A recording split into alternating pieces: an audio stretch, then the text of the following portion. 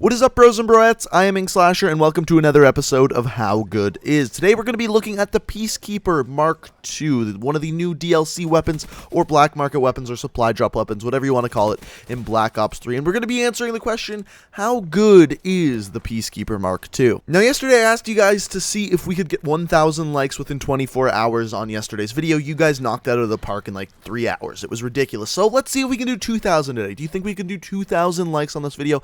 That would be fantastic. But today we're going to be talking about the Peacekeeper MK2, and we've actually seen this weapon before back in Call of Duty Black Ops 2, where it was an SMG. However, in this game, in Black Ops 3, the Peacekeeper MK2 is an assault rifle, which is weird. I don't know why they changed the classification of the weapon, but now we are going to be looking at it as an assault rifle. So let's get into looking at the stats and answering the question, how good is this weapon exactly? So we're going to start off with the damage profile, and this is kind of the thing we always start off with in these videos, and the damage profile is a very similar damage profile that we've seen before on many other assault rifles, including the HVK, ICR1, and FFAR, and this damage profile is 30 damage up close, 29 at mid-range, and 22 at long range. This is, like I said, the exact same as many other assault rifles, and not to mention, it also has the exact same range. So the basic way to look at this is you're either going to be getting a 4 or a 5 bullet kill. This is exactly the same with the other weapons we talked about earlier, and this drop-off, the damage drop-off from 4 to a 5 bullet kill, is going to happen at 50 meters in-game. Oddly enough, this is exactly the same with the HVK, exactly the same with the ICR1, and exactly the same with the FFAR. Every single one of these weapons drops off at 50 meters from a 4 to a 5 bullet kill. Every single one of them. So, therefore, whatever one of those weapons has the fastest fire rate is going to have the fastest time to kill.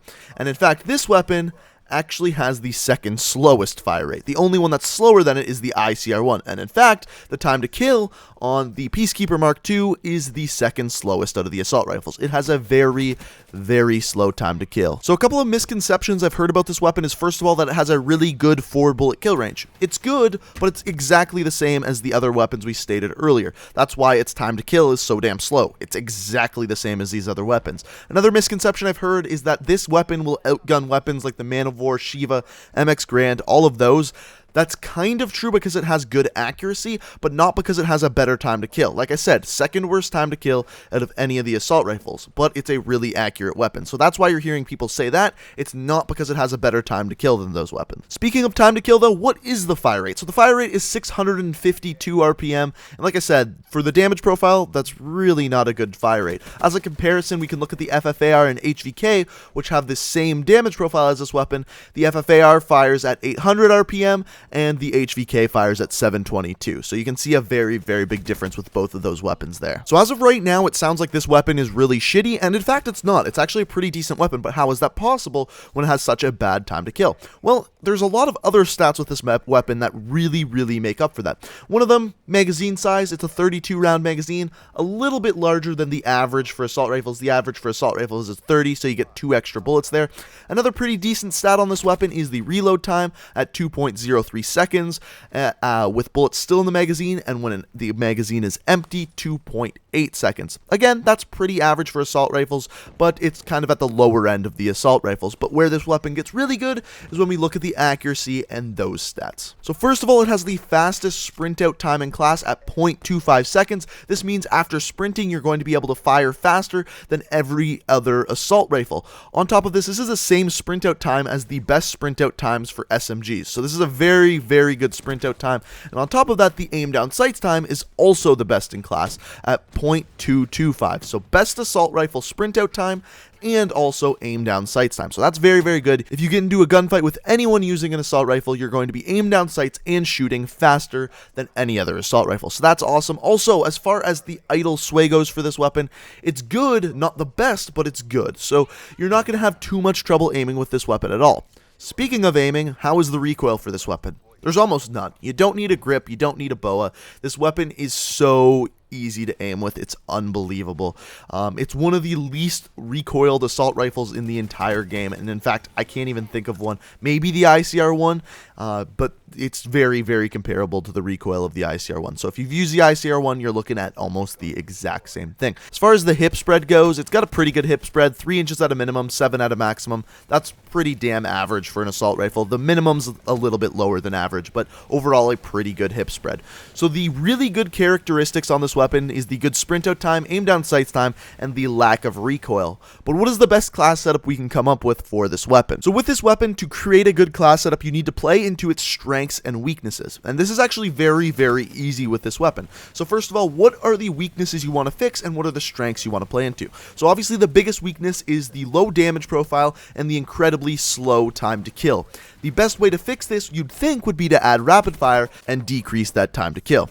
Makes sense, but there's actually a better way. With this weapon, the better way is actually using high caliber. Why? Because by using high caliber, if you get 1 headshot, you're going to decrease the bullets to kill by 1. So you're going to be getting a 3 bullets to kill instead of a 4 bullet to kill, which is a lot better than simply using rapid fire, because rapid fire doesn't increase the fire rate by that much. So use high caliber. This also plays into the strength of the weapon, where it's extremely accurate, which is going to make getting headshots extremely easy. And trust me, as soon as I threw high caliber on this weapon, I instantly started doing better with it. Another thing you may consider using is something like quick draw and fast hands.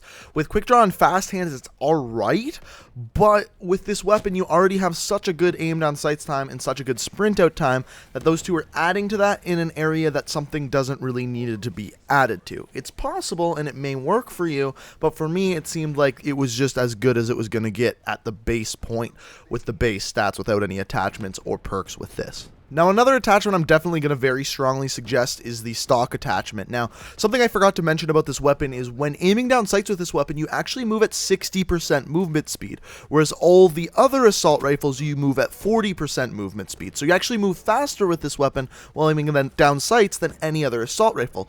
With stock, it actually bumps that aim down sights movement speed up to 80%, which is almost as good as the SMGs at 104%. So it's kind of bumping you up and giving you more of these SMG stats to just improve that weapon. So I like high caliber, stock, and then finally I like some sort of optic attachment. Why? Because I really don't like the iron sights on this weapon. Some people said they don't mind it, but for me, I just really didn't enjoy them. So I like using something, and you may as well use the boa if you're going to use a red dot, simply because the boa reduces the recoil a little bit or increases the center speed, whatever you want to call it, but helps out with the recoil, and you're obviously getting just a little bit of an extra stat there that you wouldn't be getting with your normal red dot. So you might as well use the boa if you're going to use any optic attachment, but that's what I enjoyed using with this weapon, just because I didn't like the iron sights at all. So to answer the question, how good is this weapon? It's not the best. Because of the slow time to kill, it's not going to be the best assault rifle in the game. However, it is a very, very easy assault rifle to use because of the low recoil and the other good stats like good aim down sights time, good sprint out time, and good movement speed while aiming down sights.